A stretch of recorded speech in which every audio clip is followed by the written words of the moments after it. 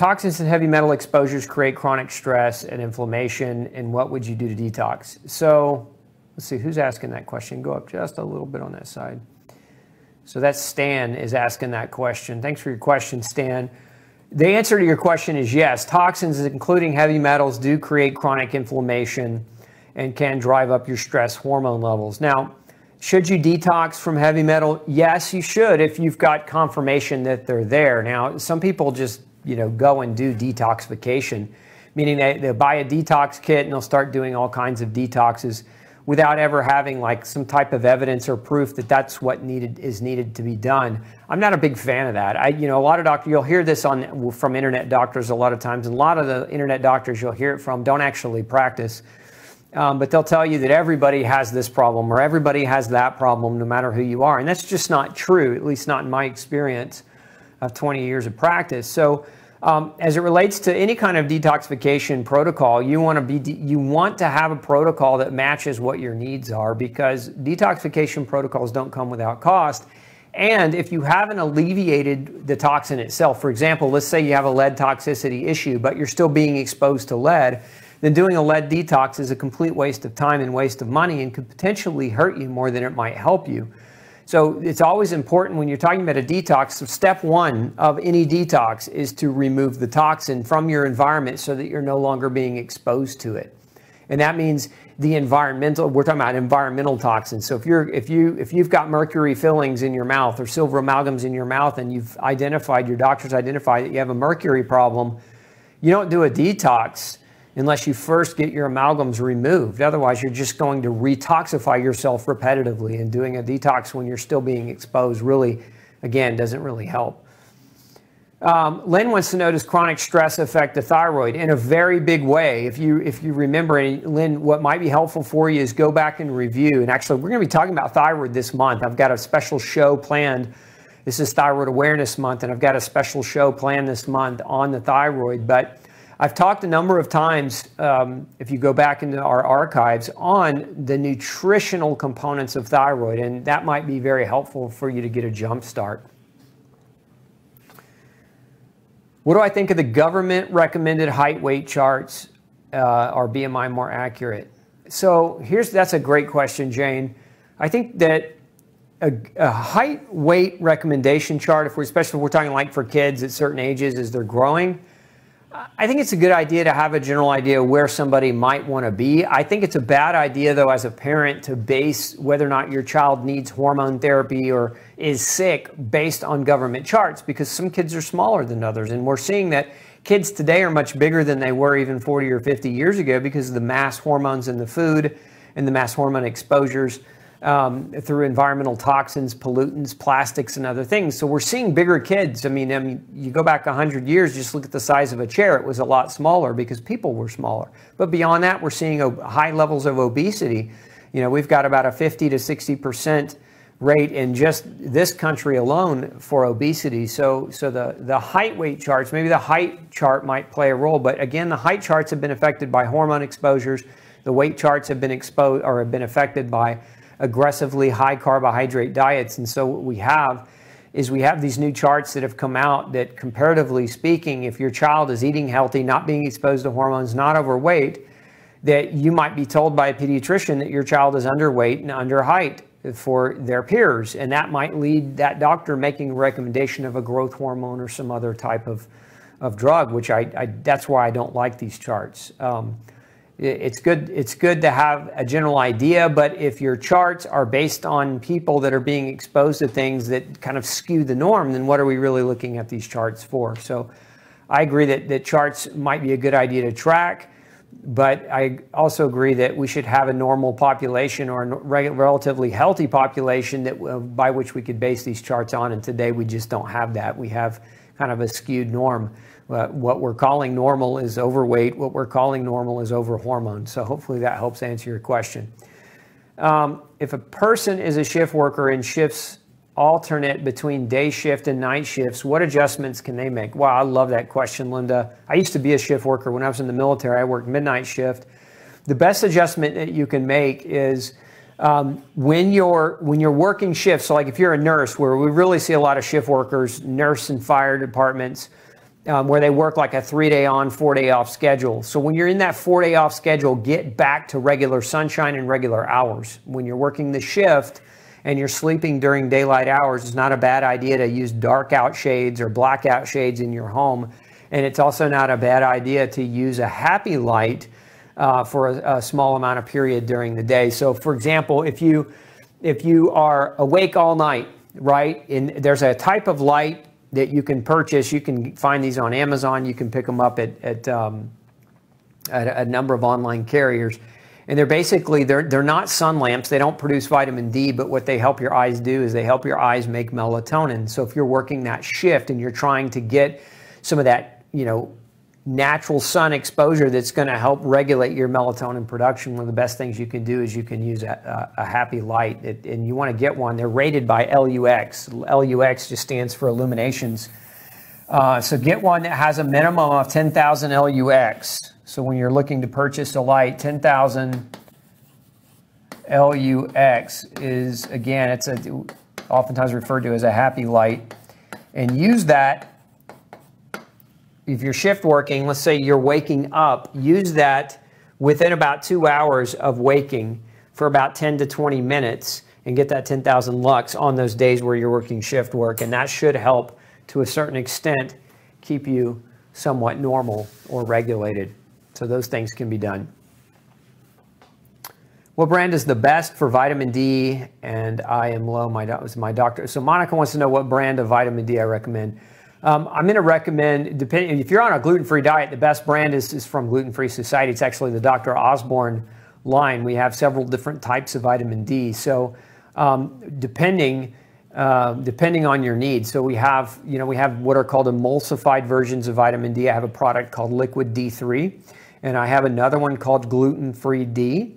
Both of those are emulsified versions of vitamin D. And very, very high quality, especially for those of you who don't have a gallbladder. Remember, vitamin D is a fat, and if you don't have a gallbladder, it's harder to digest and absorb fat. And so these two products are pre-emulsified. So they're emulsified so that even if you're lacking or you have fat malabsorption issue, as is the case for many people with gluten sensitivity, it won't matter. You'll still absorb them. And then we have another product called Ultra K with D, and it's a mixture of vitamin K2 and vitamin D in a pill form. And so any of those are going to be great products that are guaranteed to be gluten-free and grain-free, so they're not going to give you that cross-contamination component. Okay, let's see here. Question about sunlight. Jane asking about formation of cataracts. Does sun cause cataracts? No, natural sunlight is not going to cause cataracts. Now, sun burning, again, we're going back to quantitative exposure, Jane. It's not sunshine that causes cataracts as much, in my opinion, as it is a poor health. And so let me give you an example.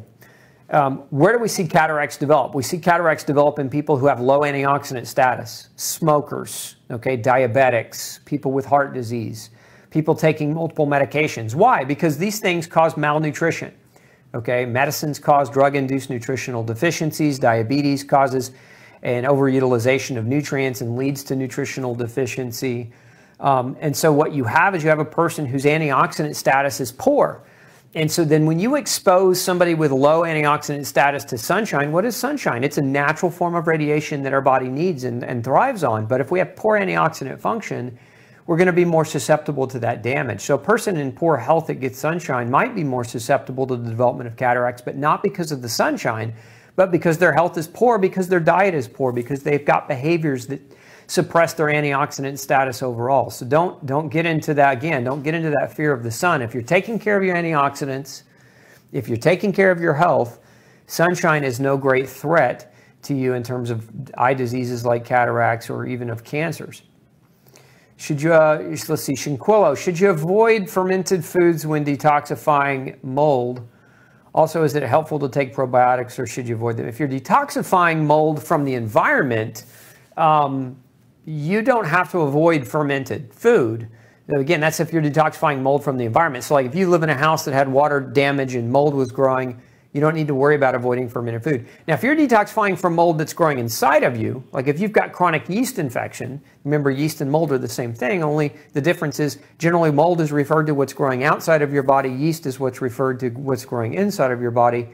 But if you've got mold internally, a mold or a yeast overgrowth, yeah, you really probably should avoid fermented foods that are fermented by adding sugar. So example would be like yogurt, where we actually add sugar in the ferment, or kombucha teas where they add sugar to do the ferment. Now, there are types of fermentation processes where water and salt are used. For example, sauerkraut, which is fermented cabbage, which is made in a salt brine, is perfectly acceptable if you're detoxifying from, again, from a yeast overgrowth. So it just depends on what you refer to as a yeast or as a mold detoxification. Would medication work for sound therapy? I'm not sure I understand that question, Marianne. Maybe rephrase it. I'm not sure what you mean by would. Oh, I read it wrong. I'm sorry. Would meditation work for sound therapy? Yeah, for some people chant when they meditate. They make deep, guttural voices, and that, for them is helpful. I think everybody's kind of unique in that regard, and so I wouldn't rule that out as potential help. Let's see here. Scroll on the right for me.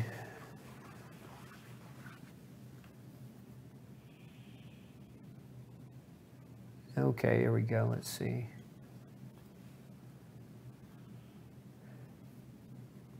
I like that. Lauren says, going to meet your pal Wade Bentley, Dr. Bentley, tomorrow. He knows what a devoted fan I am. Hope he's as good as you. He is, Lauren. I wish you the best of luck with Dr. Bentley in your endeavors, but you're in good hands with Dr. Bentley for sure. Let's see here. Scroll down a little bit more. Let's see. I'm a vegetarian and I have high cholesterol, insulin resistance, diabetes, and high blood pressure. And anxiety on top of that. I have gluten and dairy sensitivity. I have an adrenal body type 2. What diet? So, the first question I would ask is, why are you vegetarian? Because, there's nothing wrong with being vegetarian if it's the right diet for you, but a vegetarian diet doesn't suit everyone. And most people that I know that start out as vegetarians are really not vegetarians, they're grainitarians. They're eating different format. They're eating either soy or grain in different processed formats. And all those processed formats that they're consuming it in is very unhealthy.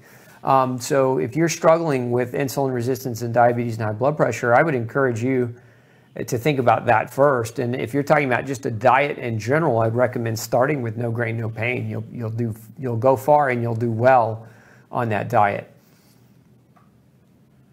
Dahlia wants to know, tinnitus and teeth grinding due to adrenal fatigue.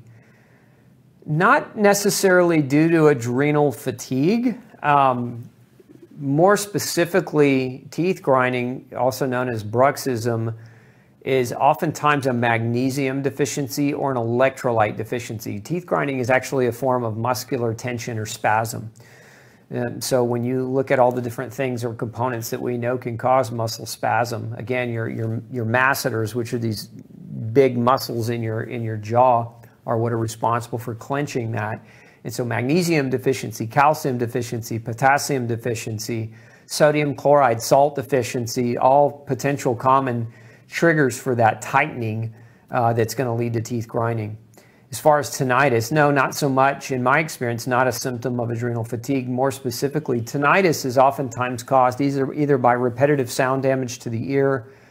I've seen tinnitus be caused by parasites. I've seen tinnitus be caused by B vitamin deficiency. I've seen tinnitus be caused by drugs that damage nerves. Remember, there's a special cranial nerve that feeds your inner ear, and the sound that you hear, it's called the vestibulocochlear nerve, and that nerve, when damaged, can lead to tinnitus. Gluten is a cause of tinnitus in my experience. Gluten can neurologically damage that cranial nerve that can lead to that side effect. So if you've not gone on a gluten or grain-free diet, that might be something to consider as well. Gene says, I've heard that if you use a melatonin supplement, your body will stop making it in the end. Is this a possibility? You can if you overtake melatonin. If you're taking melatonin every night in lieu of getting sunshine, if you're taking melatonin in lieu of good behavior, yeah, it can pose a problem. So melatonin should be used. not as a nightly crutch. It should be used for those times where you just need a boost or you just need help. But again, long-term use of melatonin indefinitely is not something I recommend. Mike wants to know if Clear Mag is extended release to last through the night. Clear Mag doesn't have to be. You get magnesium into the blood-brain barrier, and it has a specific half-life that'll take you through the night, and so it doesn't need to be sustained released. Robert wants to know my thoughts on resveratrol. Resveratrol is great. You get resveratrol in a lot of plant-based compounds. As far as anti-aging, Robert, I don't believe in anti-aging. I believe in graceful aging. I think the term anti-aging is misleading. We don't know how to stop the aging process, nor can we stop the aging process. What we can do is we can age gracefully or properly. And does resveratrol somehow contribute to that happening better? I would say resveratrol is a great antioxidant, and if you have had your antioxidant status checked and it's very low, it can be an effective way at boosting it. But as far as it being an anti-aging nutrient that's going to somehow slow down the aging process, I would say that's probably an overbloated component to just that antioxidant by itself. Will doing stretches before going to bed stimulate me too much, or will it relax me? Dahlia wants to know. I love stretches before bedtime, but you may find that doing stretches stimulates you. You might find that it relaxes you. Again, this is one of those areas where learn your body. It's your uniqueness, and so there's not a right or a wrong unless it affects you in a way that's inconsistent with you getting a good night's sleep. But I like to stretch a little bit before going to bed. It kind of relaxes my muscles and increases the vascular flow and stimulates the parasympathetic nervous system. Let's see here.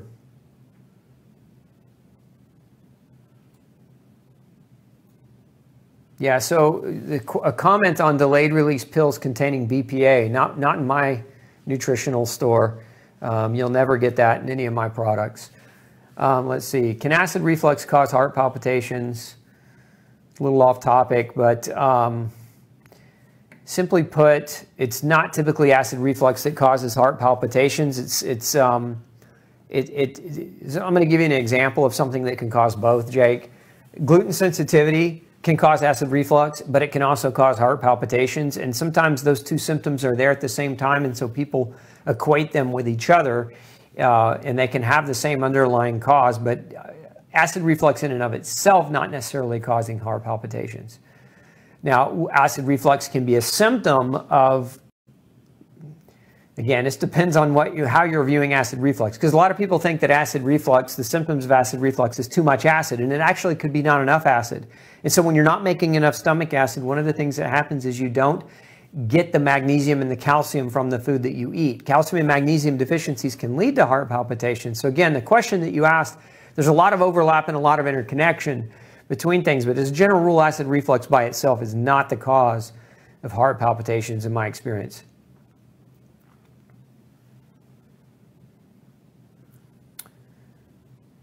Let's see, let's see, where'd that go? Do mercury fillings cause tinnitus? Yes, heavy metal exposures can cause tinnitus. Mercury is a neurotoxin as well. And again, the vestibulocochlear nerve is a nerve.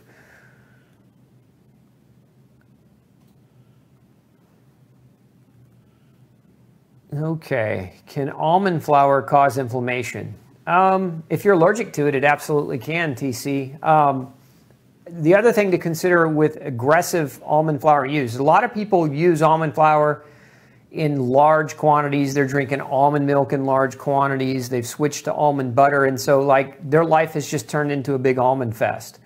Now, there's nothing really wrong with almonds, but if you overconsume them, if you're using almond as a primary staple in your diet for calories, you have to understand that almond flour and almond products are high in omega-6 fatty acids. Omega-6 fatty acids, when out of balance with omega-3 fatty acids, can increase inflammation and can alter the level or the balance of 6 to 3s, which can make your body more prone to inflammation. So it's not necessarily that the almond causes the inflammation, although if you're allergic to it, it certainly can.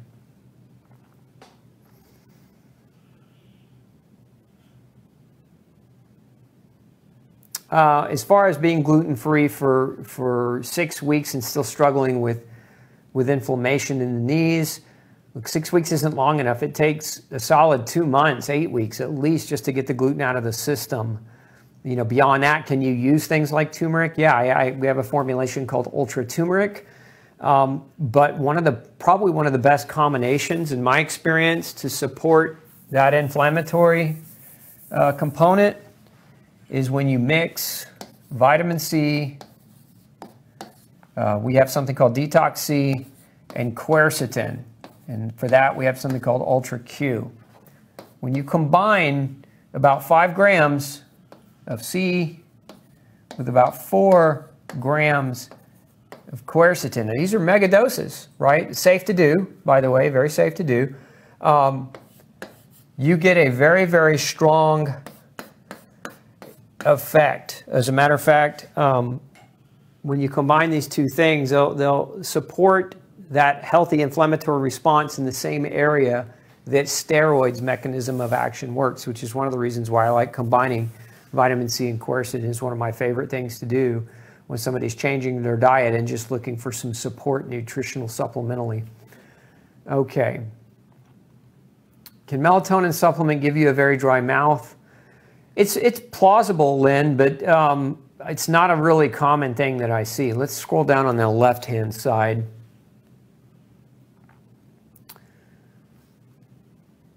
Keep going.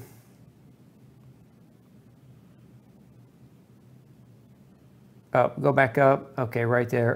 In winter, no sun in Toronto, so how much melatonin should be taken? If there's no sun, get you a happy lamp. Again, the happy lamp will help you make melatonin. As a matter of fact, if you were to live in Alaska or in some areas of Russia, this is a common practice. They use these happy lamps with a minimum, again, of 10,000 lux, and they use these on a daily basis to help their body naturally support their melatonin production. So those are things that you can do beyond taking the melatonin.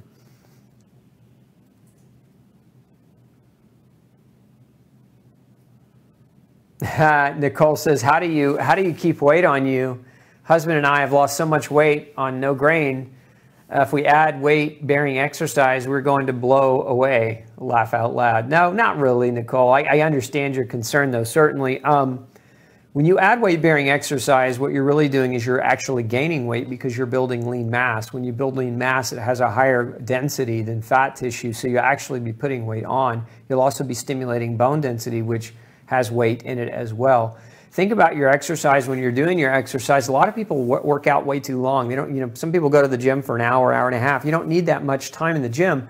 If you get a good solid 8 to 10 minutes of really high intensity interval calisthenic body weight training, you'll put some weight on without burning so many calories with your exercise that you end up, losing more weight than what you would like to.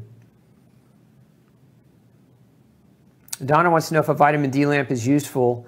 Yes, it can be, especially depending on where you live. How much time a day for it to be beneficial depends on the strength of the bulbs that you're using. So the best way to get that question answered would be to call the manufacturer of the lamp and really get their recommendations for accurate quantity of skin exposure without getting a burn, because these lamps have different ratings and different bulbs, and I don't want to give you a generic answer that might not match the product that you have.